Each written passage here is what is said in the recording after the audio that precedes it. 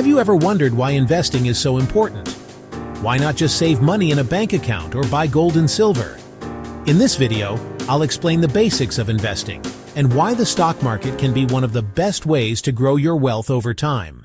We all have financial goals, some short-term like buying a laptop, and others long-term like a home, kids' education, or retirement. Saving money helps, but it's not enough. Inflation eats away at the value of your savings every year.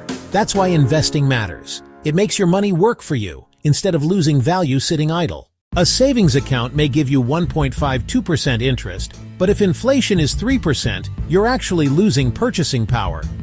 Gold and silver are considered safe, but they don't generate income unless you sell, and their prices fluctuate. Over 10 years, money left only in savings loses value in real terms. That's the silent danger of inflation.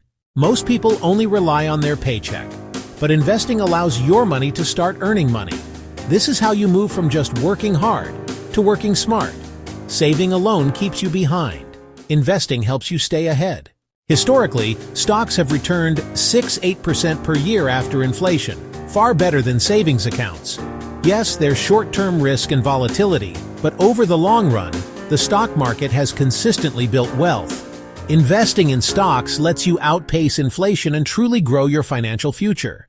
Secure your future, build wealth for retirement, education, and life milestones. More control. Financial independence gives you freedom and choices. Money working for you. Create passive income and let your wealth multiply over time. Diversification. By investing in different assets, you reduce risk and increase your chances of steady growth. Investing isn't a luxury, it's a necessity. Inflation never stops, and the sooner you start investing, the stronger your financial foundation will be. Remember, time in the market is one of your greatest assets. People focus on role models. It is more effective to find anti-models, people you don't want to resemble when you grow up.